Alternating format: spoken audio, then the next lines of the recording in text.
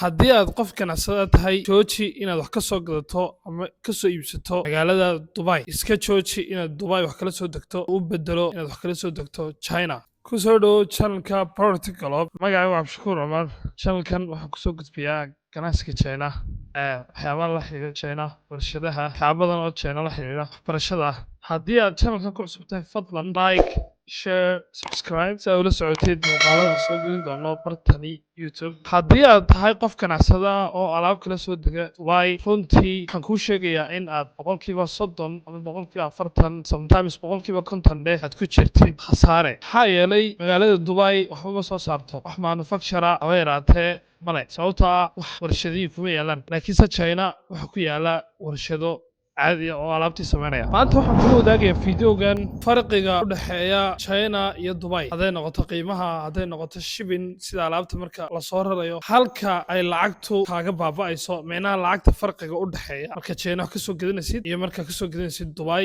saamaha ku jirta iyo faa'iidada iyo sidoo kale qaabka ay ganacsatada smartka ama aqliga u saaxiibkii ay uga fakadeen inay Dubai wax ka soo gataan oo soo safraan wadanka China sababta ay ganacsato badan u doortaan in ay Dubai wax ka soo gataan miyaad garanaysaa barkow Dubai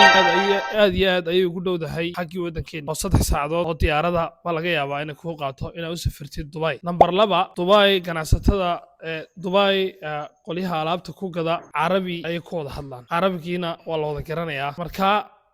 عربي dadka ganacsatada oo wada garanaysa carabi number 3 alaabta waa la arki karaa waana la taaban karaa number 4 dadka waxa haysta ganacsatada ee dowladda cabsi ay China ka qabaan ayaa haysta laakiin su'aasha isweydiinta mudan ayaa waxay tahay raaxo ayaa doonaysaa business ayaad rabtaa ganacsigu wuxuu ku koraa faa'iido ee kuma koro raaxo iyo inaad iska raaxaysato baba tiraahid Dubai ba ii dhow oo Dubai baan aadaya hadaba xaqiiqda qarsoon ayaa waxay tahay Dubai xagee ay alaabta ka keenaan Dubai warshada kuma yaalaan Dubai waxba ma soo saarto Dubai xawiyaan meel lagu talagalay entertainment ama tourism ka wada garanaysaan laakiin waxa degan niman u fikiray oo aqli u saaxiiba oo Indian haday noqoto Bangladesh haday noqoto Iran haday noqoto hadii baa lidimka dilay Pakistani whatever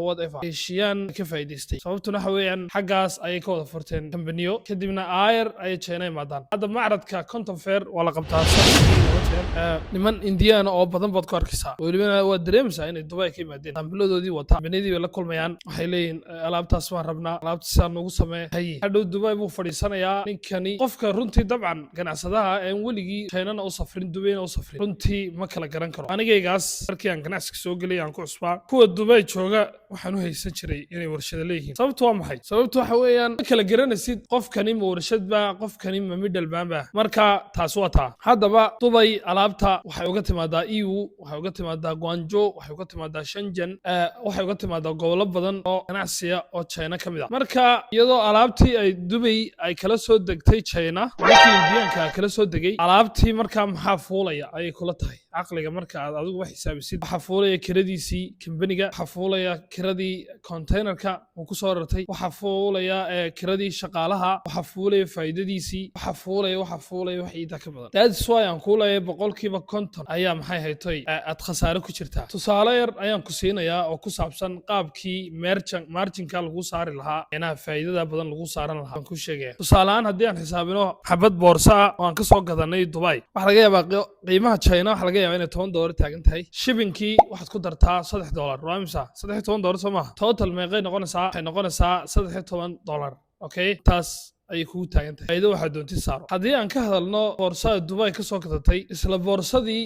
ayaa laga yaabaa in laga siiyo $20 ilaa $25 waxa u dhaxeeya okay farqiga u dhaxeeya waa maxay $7 ilaa $12 halkii xabo ayaa u dhaxeeya waad dareemi kartaa samaystaan oo magac gooniyo lagu soo qoro adigaaga ila hadlaya adigaaga ay fiirsanaya ee doonaya inuu ganacsi bilaabo loogadaada waad ku qoran kartaa meel fogna waad gaarsiin kartaa waxaan dhihi kartaa waxaan ahay company oo daba fadhiisto ama boorsooyinka kabaha whatever waxa doontii ku dhex jira laakiin say waxaan ku sheegayaa marka aad China aad looga ku qoranayso itemkaaga in lagu xirayo quantity hadaba yaraato 1 xabo 500 200 xabo company walba waa gooni 400 qof qaar baa 500 oo ku xidha dadka way kala duwan yihiin kambaniyadu. Haddaba dad badan ayaa waxay ku celceliyaan China waa scam. Hadalkaasi run miyaa mise waa been? China scam maaha oo cidina kuguma dhacso, laakiinse waxay scam loo yaqaanaa ama inay cidi ku dhacdo haddii aanad warshad dhab ah ka gadan, haddii aanad saambal saxa haysan, haddii waxa weeye cidda wax kaa gadaysaa aanay dee haddii baa lidabkeeda leeyahay aanad ka haynin xog saxa, hadday noqoto kambanigooga meesha ku yaalo licenskooga kolley fideoga aan kaga hadlayo qaabka warshadda loo hubiyo linkiga xaggan ka fiirso haddii aad u baahan tahay fideogaas linkigaas ka soo fiirso qaabka warshadda saxda ah loo hubiyo China. Okay, aan u soo noqdo mawduuca. Haddaba scam noqon mayso ama lagu dhici maayo haddii aad warshad saxa la shaqayso, saambal saxa oo la hubo aad wadato, inspection saxa ama inspection waxa loo yaqaanaa inaad alaabta iska baadho ama iska check-garayso aad haysatid amaba qof kuu baadha. U dambaysana waxa weeyaan payment ugu muhiimsan payment qaabkii lacagta loo bixinayay oo iyaduna saxa oon qalad ku jirin haddaad wax intaba haystid cidi ku dhimayso. Haddaba waxaan isma barbardhignaa goorma ayay sax tahay in Dubai loo safro oo alaab laga soo gato, goorma ayaanay sax ahayn in Dubai alaab laga soo gato. Waxaa sax ah Dubai inaad u safarto haddii alaab degdeg ah aad u baahan tahay. Number 2 haddii aad alaab yar taskareynayso micnaha aad isleedahay business bilow doonaysa inaad ku bilowdid ganacsi aad iyo aad u fudud 50 xabo 100 xabo xataa safar uma baahnid inaad kharash diyaaris ka bixisid. Waxa jira wiilal ama dhalinyar joogta Dubai oo kuu soo adeegaysa kadibna ku aad la xidhiidhid aad dhahdid alaabta yar waxaan rabaa inaan ganacsi ku bilaabo ii soo dira, markaas ayay Dubai sax tahay. wax taskareynaysid oo ka baranaysid ganacsigii qaabka ganacsi loo abuuro, oo ka baranaysid qaabka maxay tahay faa'iido loo sameeyo, oo ka baranaysid alaabtan aad imika ku dhex jirto ama aad bilaabayso alaab mustaqbalka ku anfici doonta mise maaha. Haddaba Dubai in loo safraa sax maaha haddii aad doonayso inaad alaab badan aad soo gadato sida bulk order waa maxay? Quantity badan, container ama 2 container ama 3 container ama half container whatever waxa doontid dheh, micnaha alaab badan haddii aad maxay tahay aad isleedahay ku bilow ganacsigaaga Dubai ha tagi. Number 2 haddii aad doonaysid faa'iido sare ama faa'iido degdeg ah inaad ganacsigaaga ka samaysid Dubai ha u safrin. Number 3 haddii ganacsigaaga aad isleedahay muddo dheer ku dhex jir Dubai ha u safrin, sababtoo ah Dubai ka jooga waa middleman waa maxay? Waa dilaalkii Alibaba ee aad garanaysay humbe Dubai kuu fadhiistay oo nin Indian ah, nin Iiraaniya, nin Bangladesh ah wuxuu doonaado oo intuu dukaan furtay la warshad baan mana garanaysid xaq ka keeno, laakiinse China ka keenaa, China-na loogu sameeyaa, laakiinse mar walba stock waa u diyaar. Haddaba haddii aad doonayso inaad businesskaaga ama ganacsigaaga faa'iidadiisu korodho ma bedelayso macaamiisha ee waxa bedelaysa faa'iidada kuu saaran amaba waxa bedelaysa meesha aad ka keentay alaabta, sourciga aad alaabta ka keentay ayaa macaamiisha bedelaysa. Mar kasta oo aad alaabta meesha aad ka keentay ay tahay meel wax soo saar leh runtii adiguna waad faa'iidaysaa, macaamiishana waad u faa'iidaynaysaa. Haddii aad rabto inaad China si toos ah uga keento, inaad ogaato EU ama Guangzhou, inaad barato scamka micnaha sida looga badbaado scamka ama in lagu dhaco, faallo waxaad soo qortaa China ama Shiinaha soo qor Soomaali. Waxaan ku siin doonaa free consultation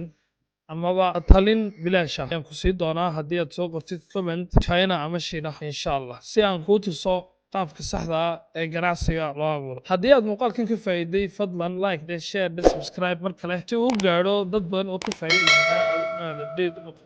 qaalada soo gelin doono barta YouTube. Tan iyo inta ku kulmano insha Allah muuqaal dambe waxaan idiin rajaynayaa fi amaan illah. Salaam.